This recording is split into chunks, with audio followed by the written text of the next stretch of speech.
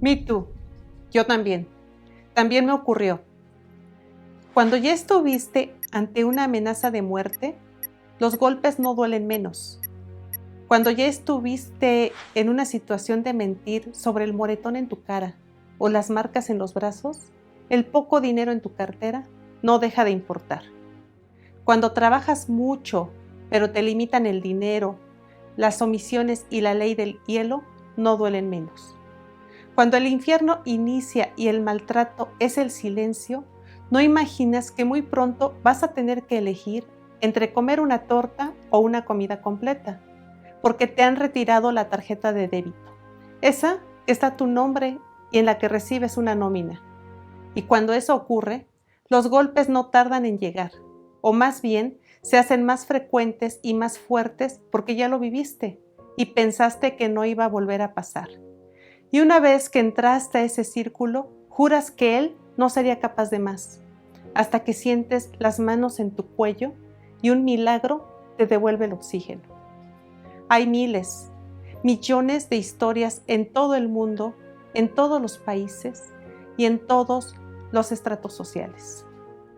El dinero y la formación académica no determinan si un día vas a ser víctima de alguien que dice ser hombre, pero que se empequeñece cada día, en cada momento. Y a medida que tú tienes más miedo, él se hace aún más pequeño. Esta historia la cuento a propósito del mes de la mujer. Más que un lamento, es una experiencia para que vean que detrás de cada mujer se puede estar escondiendo una historia de dolor. También cuento esta parte de mi historia esperando que sea una lección y con que una persona se pueda ver en mi espejo y sepa que sí hay un mañana, que sí hay esperanza y lo superamos y que sí hay vida después del divorcio, habrá valido la pena. Pueden tener frente a ustedes a una mujer fuerte, determinada, linda, dulce, con metas, y ella se puede estar desbaratando por dentro.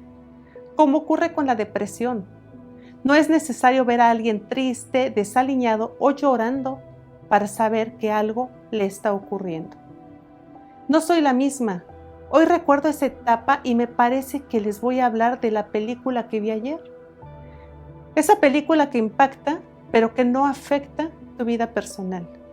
Por supuesto que existe enojo, pero no contra él. Ya me resulta indiferente. Afortunadamente para mi corazón, él no existe más. Pero para mi razón y para mi cartera, él no ha terminado de marcharse. Para la razón importa porque podría estar muy lejos del infierno, pero sabes que pasó y sabes que está rodeada de historias similares o peores. Para mi cartera, porque ¿qué creen? Después de una década se sigue escondiendo para no responder por una pensión acumulada a nombre de sus hijos. No les voy a platicar las cosas de manera cronológica, sino como vienen a mi mente. Una lluvia de recuerdos. Esto se trata de mí, de lo que cambió en mis hijos y el terrible esposo que se me ocurrió elegir hace poco más de 20 años. Cuando él y yo empezábamos a pelear, yo no me quedaba callada, intentaba defenderme con palabras, pero él sabía llevarme a mi límite. Ese límite en donde pierdes la cordura y levantas la voz o gritas.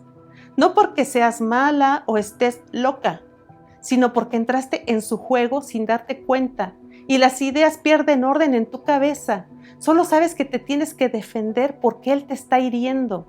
Cuando por fin gritas, viene el golpe y ahora es tu culpa, porque según él, tú lo provocaste. Pues así me ocurrió. Una tarde, por alguna razón que no recuerdo, y seguramente se trataba de alguna nimiedad, empezamos a pelear, a hablar fuerte y finalmente a gritar. En un momento en el que yo no lo hubiera siquiera imaginado, él sacó el cinturón y me golpeó en la cara. Menuda sorpresa recibir un cinturonazo en la cara por mi esposo. Es algo que ni en pesadillas hubiera imaginado. Él no se inmutó, no pidió perdón. Él se envalentonó y me culpó porque lo hice enojar. Al otro día yo tenía que trabajar y tuve que idear alguna coartada. Para mis compañeros del trabajo me caí y para mi comadre me pegué con la orilla de la lavadora. Ella, quien es madrina de mi hija y quien me ayudaba a cuidarla y que durante algunos años me representó la tranquilidad de poder salir a un trabajo sin preocuparme por el cuidado, salud y alimentación de mi bebé, resultaba perspicaz y prudente. Yo sabía que no la había engañado con mi aventura de la lavadora, pero no me confrontó desmintiendo mi versión. En cambio, sutilmente me daba consejos sobre el hecho de que nadie tiene un matrimonio perfecto y seguro. Es como si me hubiera preparado para que considerara la idea de que él podría irse. Y estaba bien. En el trabajo, a él lo conocían porque él trabajaba en la misma institución que yo. Y era curioso porque mientras él le hablaba a mucha gente y parecía que hasta lo querían, mi grupo de allegados era muy pequeño. Él era de risas, pláticas, comidas bulliciosas, sabía hacerse querer. Yo, en cambio, era seriedad, pocos amigos, con miedo. Ahora, con el paso del tiempo, sé que hay personajes con trastornos de la personalidad del tipo psicópata narcisista, y sin que él tuviera un diagnóstico y por mis propias vivencias, podría casi asegurar que eso es él. Tipos egoístas, sin empatía, racistas, burlones, maltratadores de animales, disfrutan el dolor de los demás y son muy carismáticos al exterior. Pero todo eso cambió para mí cuando él desapareció de mi entorno laboral. Como si a una luz le quitaran una tela opaca que no la deja brillar. Desconozco si la educación recibida hizo de él un tipo tan despreciable, pero sus papás llegaron a preguntarme sobre lo que yo hacía para que él se enojara. Cuando alguien bromea con la manera en que te podría matar, hay que tomarlo muy en serio, ya que alguna vez, incluso delante de su familia, me dijo que si un día me mataba, mi cuerpo estaría en la cisterna de la casa de su tío en Temisco, donde nunca nadie me encontraría. Y la familia riéndose. Arely, no lo tomes tan en serio, está bromeando. Esas bromas no las tomas en serio hasta que te está asfixiando. En la casa de sus papás, una tarde quedamos solos y discutimos, como era costumbre, y de pronto estando en su patio trasero, lo hice enojar tanto que rodeó mi cuello con ambas manos y apretó más. Me faltaba el aire, mi mente estaba en blanco, cuando el ruido de la puerta principal lo espantó y me soltó. Era su hermana, quien sin decir palabra alguna se dirigió hacia el piso de arriba. Ni siquiera nos miró, o yo estaba tan asfixiada que no vi la reacción de ella. Solo sé que se fue al piso de arriba y él y yo en el patio trasero. Cuando él me soltó, yo quería respirar, pero no pude. Sentía la tráquea cerrada. Me era imposible meter una pizca de oxígeno a mis pulmones. Él no hacía nada, me miraba estático. Sola pude, poco a poco, recuperé la respiración y de ese tema no se habló más. Pero entonces supe de lo que él era capaz y hasta dónde podía llegar. No les puedo decir que alguna vez me violó, porque eso no ocurrió. Podían pasar muchos días y no me tocaba. Así que en ese tema no pasaba nada. Y si me preguntan cuándo empezó todo esto que les estoy contando, les diré que fue justo el día de mi boda, año 2000. Un par de adultos jóvenes que no teníamos ni idea de lo que era el matrimonio. Pero ahí estábamos, a punto de ese sueño que se convirtió en pesadilla desde el primer día. Ya me habían pedido, así se dice, mis entonces suegros fueron a hablar con mi papá y mi abuela. A ella le encantó su familia. Él era el tipo ideal. No tengo duda del amor de mi abuela, pero el comentario tan acertado que hizo en ese momento me persiguió por los siguientes años. Mi nieta sabe cocinar, lavar, atender, etc. Sé que lo hizo con la mejor intención. Es la educación que ella recibió y en sus tiempos una buena mujer sabía atender a su hombre. Mi papá guardó silencio, casi todo el tiempo estuvo callado. Después me dijo que era mi elección si me quería casar, pero que él era una mala persona. Quizá fue ese ojo clínico que dicen que los padres tenemos, pero algo vio mi papá que no le gustó. Como éramos unos inmaduros y no teníamos ni trabajo ni en dónde vivir, un tío nos prestó una casa en el pueblo en donde yo había pasado mi infancia. San Polvorín le decía a su familia despectivamente. Fue ahí en donde él se mudó un día antes de la boda para estar listo a tiempo.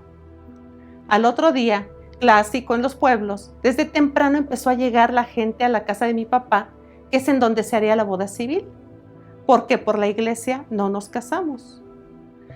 Yo estaba recibiendo a las señoras que harían la comida, así que le pedí a mi hermano, de entonces 12 años, que fuera a la casa en donde él estaba para que viniera a la casa de mi papá a desayunar. Mi hermano regresó solo con el recado de que yo tenía que ir, así que fui, dejando a las señoras adivinar en dónde se encontraba cada cosa que necesitaban. Al llegar con él, fue la primera vez que lo vi furioso porque yo, su mujer, su casi esposa, no le fue a preparar un desayuno, siendo que era mi obligación. Por más que le expliqué, no lo pude convencer. Hablamos, o más bien peleamos, sobre la posibilidad de suspender la boda. Sinceramente, a mí me daba pánico dejar a mi papá con todo preparado para la fiesta en su casa. Y también me dio pánico casarme con alguien que en ese momento me estaba dando cuenta que no conocía. Fuimos a la misma universidad, estudiamos la misma carrera, íbamos en el mismo grupo y me estaba dando cuenta que no lo conocía. No sé cómo, por qué, no sé qué pasó, pero mi mamá llegó en el momento en el que estábamos peleando. Se sentó a hablar con nosotros e intentó, como pudo, calmar el pleito, asumiendo que eran los nervios de la boda. Le fue a comprar unos tamales a él y me pidió, mi mamá, que me fuera tranquila a la casa y me arreglara para la boda. Llegó la hora y él se apareció arreglado, sonriente, como si el episodio matutino jamás hubiera ocurrido. Yo solía ser una niña retraída y solitaria. Creo que me faltó mucha orientación para enfrentar las responsabilidades de la adultez, sobre todo malicia. Para mí, todos actuaban con la verdad, buena fe. No cabía en mí que la gente se pudiera burlar de quien ama, aprecia, pues su familia. Pero mi familia política me mostró que el mundo rosa no existe y que el piso emocional puede desaparecer aún estando en casa. Cuando nació mi hijo, mi primer hijo, recién nacido, tuvo un episodio largo de hipo que no paraba. Yo, primeriza, con mi mamá lejos, con mi abuela lejos, terminé con la familia de mi esposo para poder recuperarme de la cesárea. El hipo no paraba y no me resultaba alarmante hasta que me dijeron que tuviera mucho cuidado, porque de eso se mueren los niños. Entré en ansiedad, lloré, pedí ayuda para salvar a mi hijo y todos rieron. Él rió con ellos y a solas se enojó conmigo por ingenua y me aplicaba la ley del hielo. Hoy sé que esa también es una forma de maltrato. También en casa me decía que era tonta, inútil, incapaz, etc. Tonta porque no tenía la malicia que la maldad tuve que aprender a manejar. Inútil porque no podía atender a mi bebé y mantener la casa limpia, ropa limpia, planchada, comida caliente y variada, mientras él pasaba las horas tirado en el sofá mirando televisión. Cada insulto me hacía protestar y cada protesta terminaba en golpes. Y era mi culpa, porque para empezar, mi abuela había ofrecido a una mujer que no era mujer, porque lo que habían dicho sobre mi educación de ama de casa no servía. Se reían de mi comida y les diré que tuve que cambiar hasta la forma en la que preparaba un agua de sabor, porque nada les gustaba. Después del divorcio regresé a mis viejas recetas, regresé a las enseñanzas de mi madre y de mi abuela. Ahora, sin que sea una obligación, mi familia disfruta de mi buen sazón. Esa desvalorización no es porque fuera mala, sino que era una estrategia para destruir mi autoestima, porque además en ese tiempo yo no sabía que ser una buena mujer no tenía nada que ver con un buen sazón, una casa impecable o la atención de mujer a su hombre. También recibí el insulto de que no merecía una casa mejor porque con una pequeña no me daba abasto para limpiarla. Y uno, cuando está en ese infierno, cree todo. Y sí, tuve momentos de lucidez y quise denunciar, pero es terrible. La justicia para la mujer en el Estado de México no existe. Un episodio fue cuando fui al DIF y pedí información para levantar una queja. Me enfrenté a una cachetada que me dejó ardiendo el alma. Señora, vaya a su casa y atienda a su marido, que por eso les pegan. Salí llorando de ahí. No abrieron ni una hoja en blanco de Word para recibir mi denuncia. En otra ocasión, íbamos caminando hacia la facultad. Presentamos una tesis conjunta y ambos íbamos a las asesorías. En el trayecto peleamos, seguramente por alguna nimiedad, como ya era costumbre. Él, en plena calle, me jaló el cabello y yo grité. Un par de policías en moto pasaron. Yo llorando dije que quería levantar una denuncia. Uno de ellos tomó mi brazo y me guió unos pasos adelante y él se quedó hablando con el otro. A mí me dijeron que no lo hiciera enojar para que no me pegara. Y él solo se reía junto al otro policía. Yo estaba anonadada. Cuando los policías se fueron y aquel, como si nada hubiera ocurrido, siguió caminando y actuando tan tranquilo que a mí me dejaba confundida. Al regreso, fuimos a la casa de sus papás y yo lo acusé. Él dijo cínicamente que a mí me atendió el patrullero y a él el jefe. Todos rieron. Le decían que hacía mal, pero a fin de cuentas, de todas maneras, reían con él. Tuvimos 2 hijos. Cuando me embaracé de mi hija, su familia decía que era un horror y pretendían que yo abortara. Obviamente me negué. Y con un embarazo de alto riesgo y múltiples internamientos, mi hija nació sana. Pero cuando él supo que se trataba de una niña, él dijo que él no hacía niñas. Pero cuando ellos empezaron a crecer, a ella sí la trató como una princesa. Parecía ser su adoración. En cambio, a mi hijo también lo golpeaba, lo hizo sangrar por la nariz, lo podía levantar de donde sea que el niño estuviera sentado a jalones de cabello. Después de mis hijos, todavía tuve otro embarazo molar, así que pues este embarazo se perdió. Para retirar la mola y los restos que se me habían formado, requerí de una doble cirugía. Cuando me dieron de alta, mi papá fue por mí al hospital. Pasamos por mis hijos que habían estado al cuidado de mi comadre y nos dejó en mi casa. Él tenía pocas semanas de haber abandonado la casa, pero esa noche se presentó a hablar conmigo. Mi papá se fue sin estar convencido de dejarnos solos con él. Nuevamente peleamos, gritamos, pero yo estaba recién operada. Mis hijos de 6 y 8 años estaban muy espantados. Los pleitos eran de verdad muy fuertes y espantaban a mis hijos. Mi hijo tomó el teléfono e intentó marcar a emergencias. Entonces, su padre lo golpeó, lo levantó del cabello y lo amenazó con enterrar un lápiz en su carita. Olvidé mi cirugía y me le fui encima. Tenía que quitarle al niño, pero él me golpeó a mí y sentí un golpe firme, duro en mi vientre. Sentí la entrepierna húmeda. Me di cuenta que estábamos en un peligro muy serio. Ni siquiera lo pensé. Tomé mi celular y corrí hacia el patio de atrás. Mi corazón me dolía porque mis hijos quedaron en la sala con él, pero pude marcar a mi papá, que afortunadamente ya estaba con mi hermano y muy cerca de mi casa. Ellos estaban cenando, no estaban lejos, y quizá eso me salvó la vida. Cuando él se dio cuenta de que había marcado a mi papá, daba vueltas en la sala fuera de sí. Mi papá llegó, me llevó de regreso al hospital y mi hermano se llevó a mis hijos a su casa. Por unos instantes parecía que estaba lastimada seriamente, pero estuve estable muy rápido.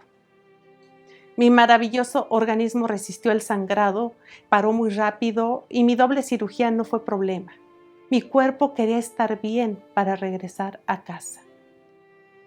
Por cierto, la atención la recibí en el IMSS y aunque conté con detalle lo que había ocurrido, me dijeron que ahí no levantaban denuncias y estoy segura que ni siquiera lo escribieron en el expediente. Omisiones legales por todos lados. Tras ese episodio, él quiso regresar a casa. Una tarde tocó y estaba enfrente con el coche y sus cosas. No le permití entrar. Después fue otro tipo de infierno, pero mi corazón se hizo de piedra. Fui otra y ni yo me estaba conociendo. Hizo cosas muy malas, como pedirle a un vecino que me cuidara. Yo me reía de eso y abiertamente decía, mi vecino me vigila.